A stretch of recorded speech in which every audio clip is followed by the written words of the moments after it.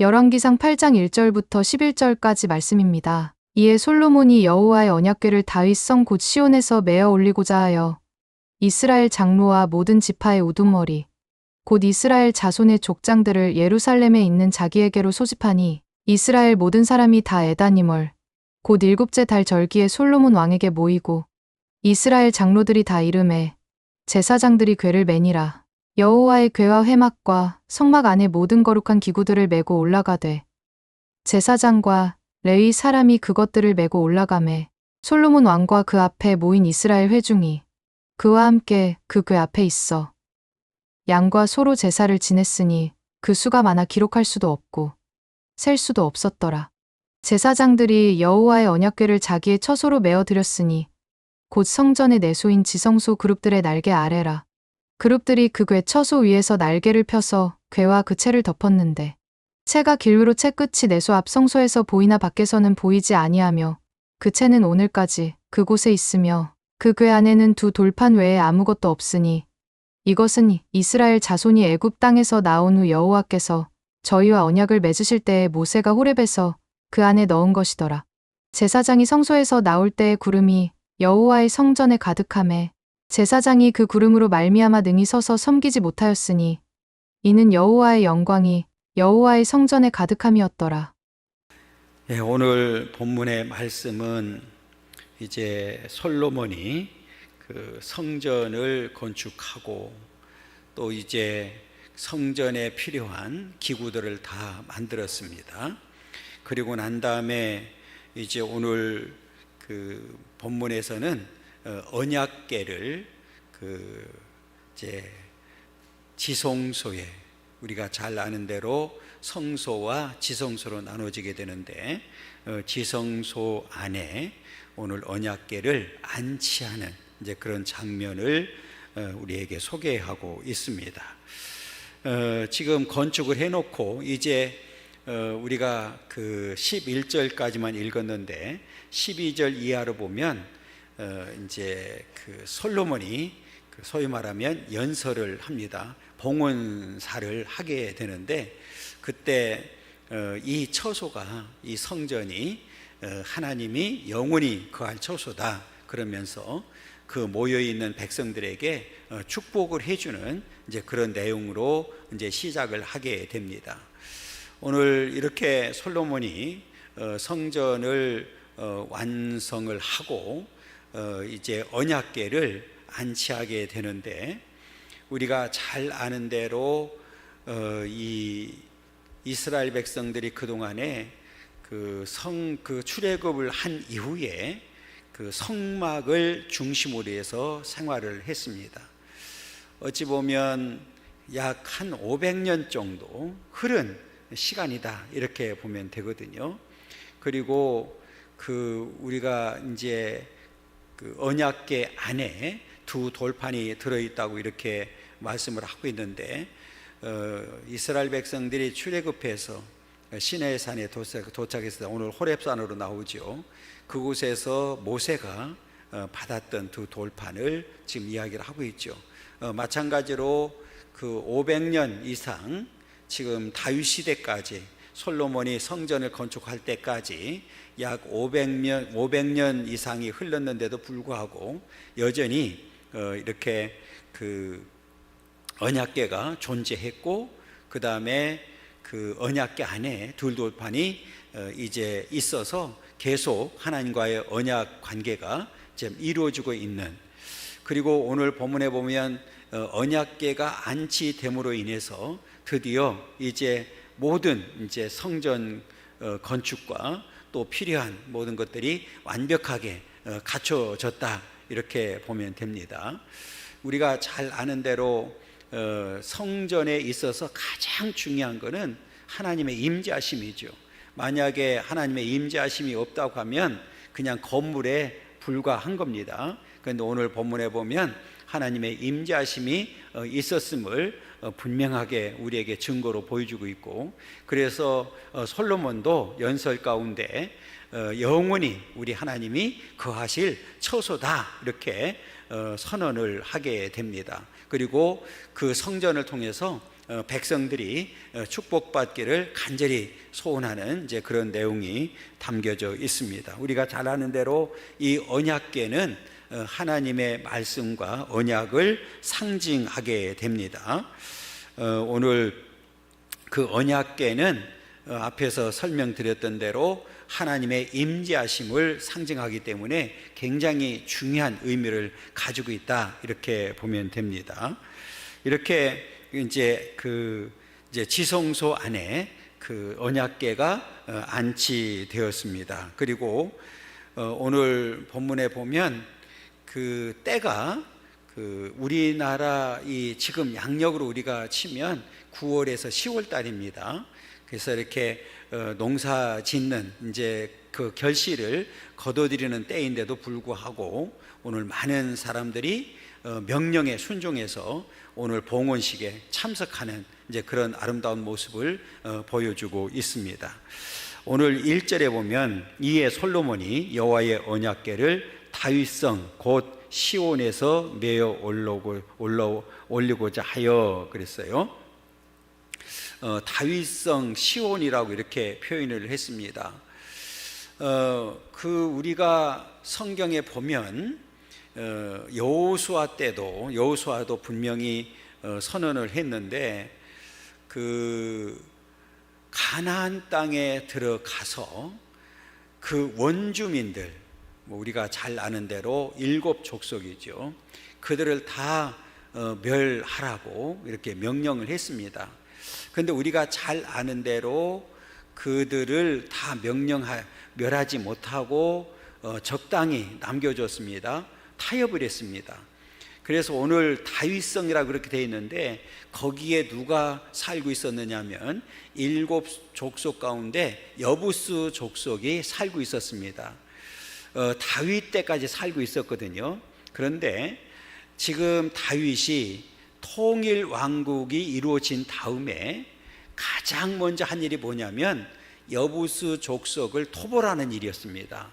그러니까 다윗은 알고 있었어요. 이들이 그냥 있는 한은 지금 하나님께서 이미 경고했던 대로 지금 계속해서 하나님의 축복을 받을 수가 없다, 이제 그런 사실을 알고 있었기 때문에 오늘 다윗이 토벌 작전을 벌여서 여부수 족속을 완전히 이제 멸망시키고 쫓아내는 이제 그런 일이 생겼습니다. 만약에 다윗이 그렇게 남아 있었던 가나안 땅에 있었던 원래 원주민들을 토벌하지 않았다고 하면 솔로몬이 성전 건축하는데도 굉장히 방해가 됐을 거고요. 그들이 하나님 앞에 신앙생활 하는데도 걸림돌이 될 수밖에 없었죠. 그런데 다윗이 토벌을 함으로 인해서 하나님께서 약속했던 대로 이제 가나안 땅에서 그들을 완전히 물리치는 이제 그런 역사가 있게 되었습니다. 그러면서 이렇게 이제 이스라엘 장로와 모든 지파의 우두머리 곧 이스라엘 자손의 족장들을 예루살렘에 있는 자기에게 소집했다. 앞에 말씀드렸던 대로 지금 굉장히 이제 인간적으로 볼 때는 바쁜 시기에도 불구하고 이렇게 소집 명령을 내렸을 때 이제 성전을 완공을 하고 그 다음에 안치하는 그 상황에 오늘 이렇게 그 장로들과 지파의 우두머리를 초청했을 때 많은 사람들이 그 말씀에 순종해서 동참을 하게 됩니다. 오늘 우리가 이 말씀은 굉장히 중요한 의미를 가지고 있는데 앞에 제가 전제 조건이 뭐냐면 이들이 바쁜 시기였다고 이렇게 말씀을 드렸습니다. 그럼에도 불구하고 이들이 소집에 응했다고 하는 얘기는 지금 이들의 삶의 중심이 하나님이 우선이었다, 그 말이에요. 그러니까 우선순위를 둘 때 세상 일보다는 하나님의 일에 더 우선순위를 두었기 때문에 이들이 소집했을 때 기꺼이 그 소집에 응하고 한 자리에 모일 수가 있었다, 이렇게 우리에게 가르쳐주고 있습니다. 마찬가지로 오늘날도 저와 여러분들이 이제 하나님 앞에 어떻게 살아야 되는지를 보여주고 있거든요. 그러니까 우리가 믿음의 선진들, 그 다음에 이 신앙적으로 성경에 유명한 인물들의 공통점은 우선순위가 어디 있었습니까? 하나님이었거든요. 그렇잖아요. 그러니까 이게 오늘날도 우리에게 적용하면 똑같이 우리도 이제 구원받은 백성으로서 우선순위가 정해져야 되는데, 우선순위가 뭐가 되느냐? 하나님이 되어야 된다는 거죠. 그러니까 이 하나님이 되고 말씀이 우선이 되지 않으면 우리는 하나님 앞에 바른 신앙을 할 수가 없기 때문에 그렇습니다. 이제 앞으로 저와 여러분들이 하나님 앞에 가는 그 순간까지 우리의 모든 우선순위는 하나님이 되기를 간절히 소망합니다. 그러면 우리는 이 땅에 사는 동안에 어떤 경우라도 믿음으로 승리할 수 있다. 이걸 우리에게 분명하게 가르쳐주고 있습니다. 우리가 바울 같은 경우도 다메섹 도상에서 주님을 만나고 난 다음에 모든 삶의 중심이 누구였습니까? 바로 예수였거든요. 그러니까 먹든지 마시든지 무엇을 하든지 죽든지 살든지 나는 주를 위해서 살겠다고 고백을 했고, 그냥 단순히 말로만 고백한 게 아니라 바울은 실제로 그렇게 살았습니다. 그러니까 오늘 이와 같이 오늘 저와 여러분들도 우선순위를 잘 두고 하나님 중심으로 삶으로 인해서 하나님 영광 돌려드리고 하나님 앞에 바로 설 수 있는 그런 삶이 되기를 간절히 소망합니다. 그 다음에 2절에 보면 모든 사람이, 이스라엘 모든 사람이 다 에다니몰 곧 일곱째 달 절기에 솔로몬 왕에게 모이구리. 절기는 장막절입니다. 우리가 잘 아는 대로 이 장막절은 어떤 절기냐면 이스라엘 백성들이 광야 생활하면서 살았던 것을 기억하면서 지키는 절기가 장막절입니다. 이렇게 이제 이들이 장막절에 모여서 장막절에 이 안치를 했다고 하는 사실은 아마 솔로몬이 이 절기를 아주 치밀하게 맞춰서 하지 않았나 이런 생각을 하고 있거든요. 그러니까 앞에 말씀드렸던 대로 이스라엘 백성들이 출애굽해서 광야 생활을 하는 동안에 하나님께서는 이 장막을 주셨잖아요. 그죠? 그래서 그들이 장막을 중심으로 해서 신앙생활을 했단 말이에요. 그러니까 이제는 장막 시대가 끝나는 거죠. 그 뭘로 또 왔어요? 이제는 성전 중심으로, 솔로몬 성전 중심으로 이제 오게 됩니다. 그러면서 자연스럽게 이 장막에서 성전 중심으로 옮겨지는 이때에 이 장막절을 맞추어서 언약궤를 안치하는 이제 이런 그 상황을 우리에게 설명을 하고 있습니다. 그래서 이 성전이 건축이 돼서 이제 언약궤가 안치되지만 그럼에도 불구하고 이스라엘 백성들은 이 장막절을 잊으면 안 되죠. 왜냐하면 앞에 말씀드렸던 대로 이스라엘 백성들이 출애굽해서 광야 생활하는 동안에 중심이 뭐였어요? 장막이었기 때문에 이 장막절을 잊으면 안 되죠. 그러니까 자연스럽게 이렇게 장막절과 연결시켜서 성전에 이제 솔로몬 성전이 완공이 되고 이렇게 언약궤가 안치되는 그런 역사를 이제 우리에게 보여주고 있습니다. 그러면서 이제 3절에 보면 이스라엘 장로들이 다 이름에 제사장들이 궤를 맸다. 우리가 이미 앞에서 쭉 우리가 살펴본 대로 이스라엘 백성들에게 제사장 제도를 주었죠. 대제사장은 우리가 잘 아는 대로 1년에 한 번씩 언약궤가 있는 이제 앞으로 지성소 안에 들어가서 이제 섬기는 일을 하게 되고, 제사장들은 일반 이제 말 그대로 제사를 드리는 일, 성전에서 주님의 일을 감당하는 이 일을 맡게 되지요. 오늘 제사장들 가운데서도 누가 언약궤를 매게 되느냐면 고핫 자손들입니다. 그러니까 아론의 후손들 가운데 고핫 자손들이 이 언약궤를 매게 되어 있습니다. 우리가 잘 알고 있는 대로 이 언약궤를 블레셋에 뺏긴 적이 있습니다. 그러니까 이 블레셋에 뺏겼는데 이 언약궤 때문에 괴로우니까 블레셋 사람들이 빨리 가자라고 그러죠. 그때 그 성경에 보면 이제 이 제도를 잘 몰랐던 거예요. 그래서 언약궤를 이동할 때에 소에다가 이제 수레 위에다가 올려서 가지요. 그런데 수레를 끌고 가는 소가 이제 발쩍발쩍 뛰니까 이제 이 언약궤가 떨어지려고 했을 때 우사가 이제 그걸 손을 댔는데 그 자리에서 죽는 일이 생겼습니다. 그리고 난 다음에 이제 그 다음에 그 절차를 보면 다윗이 옮길 때 오늘 말씀처럼 제사장들이 어깨에 메고 옮기는 이제 그런 모습을 우리에게 보여주고, 그래서 그 언약궤가 원하는 장소에 안전하게 이동이 되었던 역사를 보게 되거든요.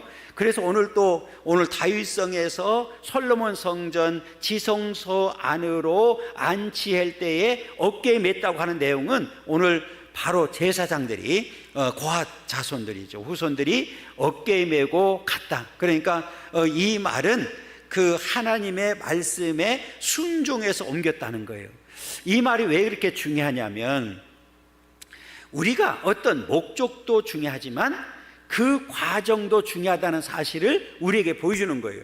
여러분, 그 당시에 야레미야에서 이렇게 옮길 때 목적은 우리 언약궤를 당연히 안전한 곳에 옮기는 일이니까 목적은 선한 일이잖아요.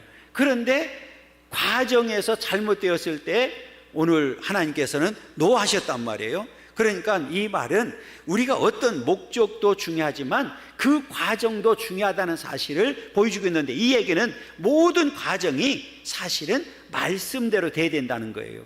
그러니까 솔로몬 성전도 우리가 잘 아는 대로 식양대로 그랬잖아요. 하나님의 명령한 대로 건축이 됐어요. 그죠? 그런 것처럼 오늘 이 언약궤 안치도 결국은 우리 인간의 생각이나 인간의 뜻이나 인간의 방법대로가 아니라 하나님의 말씀대로 해야 된다는 거죠.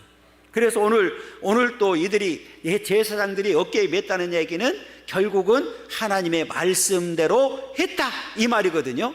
그러니까 하나님의 말씀대로 순종했을 때 아무 사고 없이 오늘 언약궤가 이동이 되어서 목적하는 솔로몬 성전 안에 있는 지성소 안에 이제 안치가 되는 이제 그런 역사를 보게 됩니다. 이렇게 우리가 모든 과정이 절대적으로 말씀이 기준이 되어야 된다는 사실을 우리에게 분명하게 가르쳐주고 있습니다. 우리가 이 땅에 살면서 우리에게 준 이 성경 말씀은 유일한 우리의 기준입니다. 생명입니다. 그래서 우리는 이 말씀의 기준에 맞춰서 해야 된다는 거죠. 가끔은 우리가 자꾸 인간적인 생각, 인간적인 뜻이 앞서다 보니까 말씀을 벗어나서 자꾸 상식 얘기하려고 그러고, 세상에서는 이렇게 하는데 왜 우리는 이렇게 합니다, 이렇게 합니까, 이렇게 기준을 들고 들으면 안 돼요. 세상 것은 세상 것이고 우리는 하나님의 일이잖아요. 그러니까 우리의 가장 중요한 기준은 성경에 기초해서 구분해야 된다는 거죠. 오늘 이게 우리들의 삶의 원칙인 줄 믿습니다. 그래서 오늘 언약궤가 제사장들이 어깨에 메고 이제 안전하게 그 솔로몬 성전 지성소 안에 안치가 됩니다. 그때 4절에 보면 여호와의 궤와 해막과 성막 안에 모든 거룩한 기구들을 메고 올라가되 제사장과 레위 사람이 그것들을 메고 올라갔다. 그래서 이거는 다른 사람이 할 수가 없어요. 예를 들면 내가 왕이야, 그러면 내가 할 거야. 돼요, 안 돼요? 안 된단 말이에요. 제사장 이외에는, 레위 사람들 이외에는 할 수가 없습니다. 그 당시에는 이게 굉장히 강했어요. 앞에 말씀드렸던 대로. 그렇기 때문에 이거는 왜 이렇게 만들었을까? 여러분, 하나님께서 기름 부어서 세워서 그 일만 하라고 임명받은 자들이기 때문에 그렇습니다. 이건 굉장히 중요한 거예요. 처음부터 구별된 자들이에요. 뿐만 아니라 더 중요한 게 있어요. 그게 뭐냐? 질서입니다. 여러분, 항상 우리 기억해야 될 건 뭐냐면 교회 안에서도 뭐가 있어야 돼요? 질서가 있어야 되는 거예요. 만약에 제사장 이렇게 기름 부어서 세우지 않았다고 하면 그냥 아무나 들어가서 뭐 제사 지낸다고 그러고 하고 가면 여러분 혼란스러워서 이게 일이 될까요? 안 될까요? 안 되죠. 그래서 우리 하나님은 질서 때문에도 구분해서 세운 거예요. 오늘날도 마찬가지죠. 제사장 이후에 오늘날은 목사를 안수해서 세우는 이유는 하나님의 교회를 잘 다스리고 질서 가운데 하도록 만들어준 거예요. 그러니까 이 질서가 무너지면 교회는 혼란스러울 수밖에 없는 거예요. 그렇잖아요. 가장 중요한 일이 뭐냐면 질서입니다. 그러면 질서라고 하는 내용 가운데는 기준이 항상 뭐가 돼야 돼요? 말씀이 되는 거죠. 그렇잖아요. 그러니까 오늘 우리는 하나님 앞에서 이 질서를 잘 지키고 하나님 앞에 순종하는 자들이 되어야 된다. 이렇게 이제 언약궤가 이동하면서 또 이 기구들이 함께 레위 그 사람들이 함께 이제 옮기는 과정 속에서 그 자리에 모여 있는 모든 사람들이 하나님 앞에 예물을 드립니다. 그런데 오늘 자세히 살펴보면 이렇게 예물을 드리고 하나님 앞에 감사하는 그런 이 상황이 억지로가 아니었다는 거예요. 그리고 솔로몬이 시켜서도 아니었어요. 자원해서 한 겁니다.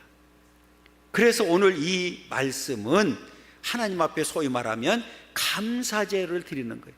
아, 하나님, 그동안에 이제 성막을 중심으로 해서 우리가 살았는데 하나님의 은혜로 이제 성전을 건축하게 되었고, 그렇게 어찌 보면 언약궤가 블레셋에 뺏기기도 하고 여기저기 돌아다니는 그런 일이 생겼었는데 이제는 하나님의 성전 안에 안치하게 되었습니다. 이제 우리에게 하나님의 임재하심을 우리에게 체험하게 만들어주고, 이제는 이 성전을 통해서 하나님을 만날 수 있는, 그리고 하나님을 예배할 수 있는 길이 열려졌으니 하나님이 너무너무 감사합니다. 그러면서 이들이 하나님 앞에 감사제를 드리고 있는 거예요.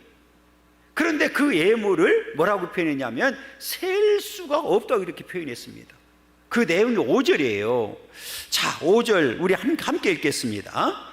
솔로몬 왕과 그 앞에 모인 이스라엘 회중이 그와 함께 그 궤 앞에 있어 양과 소로 제사를 지냈으니 그 수가 많아 기록할 수도 없고 셀 수도 없었더라.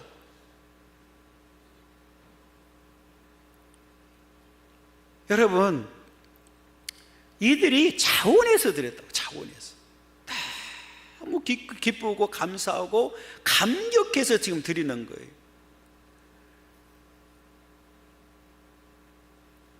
여러분, 오늘 저와 여러분들도 하나님 앞에 이런 감사가 있기를 간절히 소망합니다.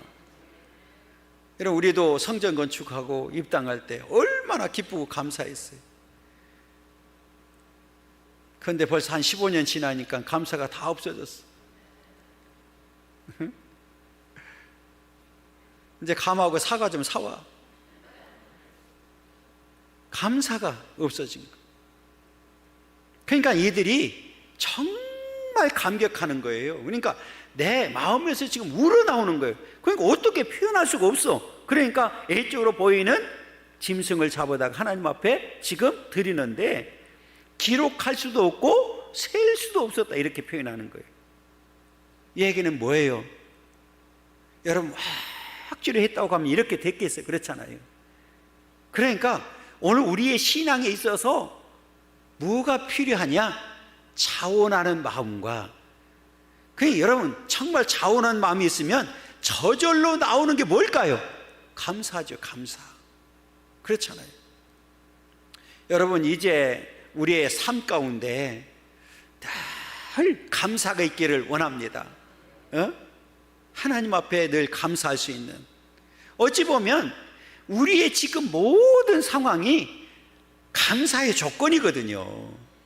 그런데 앞에 제가 말씀드렸던 대로 어느 순간인가 우리 입에서 감사가 사라진 거예요.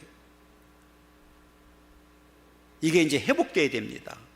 그러니까 이스라엘 백성들도 이제 성전 건축하고 이제 언약궤가 안치됨으로 인해서 이들이 감격하는 거예요. 감격하고 하나님 앞에 모든 영광을 돌려드리면서 감사했던 사실처럼 오늘 저와 여러분들도 이 감사가 넘치는 이제 그런 삶이 되기를 간절히 소망합니다.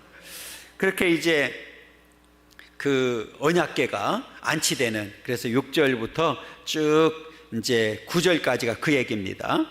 6절에 보면 제사장들이 여호와의 언약궤를 자기의 처소로 메어 드렸으니 그 성전의 내소인 지성소 그룹들의 날개 아래라. 지성소 안에 이제 그 언약궤가 안치가 되었습니다. 그룹들이 그 궤 처소 위에서 날개를 펴서 궤와 그 채를 덮었는데 채가 길므로 채 끝이 내소 앞 성소에서 보이나 밖에서는 보이지 아니하며 그 채는 오늘까지 그곳에 있으며 그 궤 안에는 두 돌판에 아무것도 없으니. 그랬어요. 두 돌판에는 아무것도 없다. 앞에 그래서 말씀드렸던 대로 이렇게 그 언약궤와 두 돌판이 500년 이상 지났는데도 불구하고 여전히 지켜진 거예요. 여러분, 이 언약은 굉장히 중요합니다. 원래는 이 언약은 자르다고 하는 의미를 가지고 있거든요. 그래서 믿음의 조상 아브라함과 언약을 맺을 때 하나님께서 창세기에 보면 짐승을 잡아서 갈라놓으라고 그러잖아요. 그리고 그 가운데로 지나가게 만들지요. 피로 맺은 언약이라는 거예요. 그러니까 그 말은 이 언약은, 특히 하나님과 맺은 언약은 반드시 뭐 해야 돼요? 지켜야 된다는 거예요. 그러니까 지키지 않으면 이 짐승들과 같이 어떻게 된다는 거예요? 죽게 된다는 거예요. 그래서 이 언약을 이제 하나님께서는 이스라엘 백성들에게 이 언약을 주셨다는 얘기는 이 언약을 이들이 반드시 뭐 해야 된다는 거예요? 지켜야 된다는 거예요. 그러면 오늘날 우리들에게도, 오늘 이제 오전에도 말씀드렸지만 우리에게도 언약을 주셨어요. 그 언약의 증거가 뭐라고 그랬어요? 십자가입니다. 십자가. 예수님이 그 십자가에 못 박혀 죽으심으로 인해서 이제는 누구든지 예수를 믿기만 하면 구원받는 거예요. 그러니까 그 언약의 증거가 우리 십자가이기 때문에 우리 십자가를 바라볼 때마다 예수님 하나님의 언약을 우리는 기억하는 자가 되어야 되고, 그 언약을 파기하게 되면 우리도 영원히 멸망을 받게 되지만 언약을 지키게 되면 우리에게는 영원한 생명이 주어진다는 사실을 가르쳐 주고 있는 거예요. 그리고 이제 하나님께서는 언약을 맺되 그 앞에 말씀드렸던 대로 지성소 안에는 제사장도 못 들어가잖아요. 반드시 피를 가지고 대제사장만이 들어갈 수 있는 곳입니다. 그리고 대제사장도 잘못하면 죽잖아요. 그래서 들어갈 때 반드시 발목에 끈을 묶고 해야 되고 그 바지 끝에 방울을 달아서, 그래서 지성소 안에는 없는 게 있어요. 의자가 없어요. 들어가면 처음부터 끝까지 서서 일해야 됩니다. 섬겨야 됩니다. 그러면 이렇게 방울을 달았다는 얘기는 움직이니까 방울 소리가 밖에서 들려요, 안 들려요? 들리죠. 근데 방울 소리가 없다? 그러면 뭐 한 거예요? 죽은 거죠. 그러면 그 안에 누구든지 다시 들어가면 또 죽기 때문에 죽은 시체를 끌어내기 위해서 줄로 끌어내는 거예요. 그만큼 이 언약이라고 하는 게 얼마나 중요한지를 보여주고 있는 거예요. 그러니까 이 언약은 지키기 위해서 있는 거예요. 반드시 지켜야 됩니다. 그러면 우리의 십자가의 언약도 우리에게 준 목적이 어디 있어요? 지키라는 거예요. 그러니까 십자가를 볼 때마다 예수님의 그 희생을 우리는 기억해야 되고 하나님과의 언약을 우리는 기억해야 되고, 그래서 지키는 자는 우리 영원히 살지만 그것을 지키지 않는 자들은 영원히 멸망을 받게 된다는 사실을 우리에게 보여주고 있는 거예요. 그래서 이 언약이 얼마나 중요한지를 우리에게 보여주고 있습니다. 그러면서 이제 그 10절과 11절에서는 제사장이 성소에서 나올 때에 구름이 여호와의 성전에 가득했다 그랬어요. 여러분, 지금 구름이 가득했다고 하는 내용은 뭐를 말할까요? 하나님의 임재하심을 상징하는 거예요. 그런데 여기만 나와 있는 게 아니라 성막에 있을 때도 제가 이제 찾아봤는데, 성막에 있을 때도 출애굽기 40장 성막 봉헌할 때도 똑같이 나와 있어요. 40장 34절 35절 146쪽이거든요.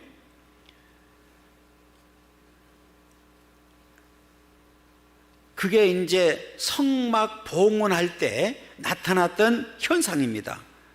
146쪽 출애굽기 40장 34절 35절 읽겠습니다. 읽습니다. 구름이 회막에 덮이고 여호와의 영광이 성막에 충만하매 모세가 회막에 들어갈 수 없었으니 이는 구름이 회막 위에 덮이고 여호와의 영광이 성막에 충만하였으며 그랬어요.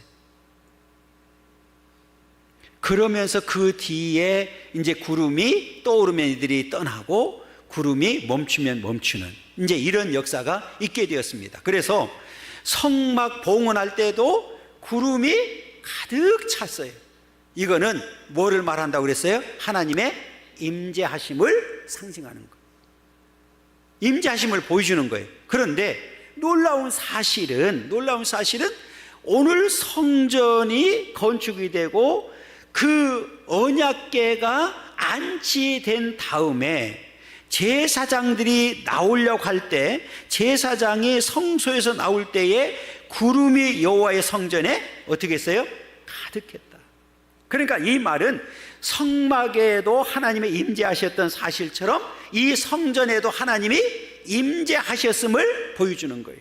그러니까 이 말은 이 성전을 이제 솔로몬이 완성을 하고 언약궤를 안치하고 난 다음에 하나님께서 아주 기뻐하셨다는 얘기예요. 이해가 됐어요? 그러니까 아무리 화려한 건물이라 할지라도 여러분, 지금 솔로몬 성전하고 나중에 헤롯 성전 비교하면 이거는 성전도 아니에요, 솔로몬 성전은. 그런데 여러분, 그 헤롯 성전에 하나님 임재하셨습니까? 아니잖아요. 회막은 말할 것도 없죠. 그 초라한 곳인데 하나님이 임재하셨습니다. 그러니까 중요한 사실은 오늘날도 하나님의 교회는 반드시 하나님이 뭐 해야 돼요? 임재해야 되는 거예요. 그래서 오늘 이 구름이 여호와의 성전에 가득했다. 그러면 11절에 보세요. 제사장이 그 구름으로 말미암아 능히 서서 섬기지 못했다. 왜? 하나님의 임재하심, 하나님의 영광이 가득한 곳이기 때문에 제사장이라 할지라도 지금 감히 하나님 앞에 설 수 없었단 말이에요. 왜? 제사장이라 할지라도 하나님 앞에서는 여전히 죄인이기 때문에 그렇습니다. 그러면서 뒤에 나오는 게 뭐냐면 이는 여호와의 영광이 여호와의 성전에 가득하였더라. 할렐루야. 여러분, 이렇게 성전이 건축된 다음에 하나님의 임재하심과 하나님의 영광이 가득했다고 지금 말씀을 하고 있습니다. 오늘날 우리 하나님의 교회가, 여러분, 하나님이 늘 임재하는 교회, 그리고 하나님의 영광이 가득한 교회가 되어질 줄 믿습니다. 그곳에는 하나님이 아주 기뻐하시고, 우리가 예배 드릴 때마다 하나님이 예배를 받으시고, 우리가 기도하고 찬송할 때마다 하나님이 흠양하시고 은혜 베풀어 주시고 축복하시고 우리들을 늘 만나주시고 바른 길로 인도해 주시고 날마다 승리하도록 역사하실 줄 믿습니다. 우리 하나님의 교회가 마지막 때 이런 교회가 되어서 이 땅의 주관의 온도를 살리고 저와 여러분들이 먼저 하나님 앞에 바로 설 수 있는 그런 믿음의 삶이 되기를 간절히 소망합니다. 오늘 말씀을 기억하면서 한 주간도 예수 그리스도의 이름으로 승리하는 그런 복된 삶이 되기를 간절히 소망합니다.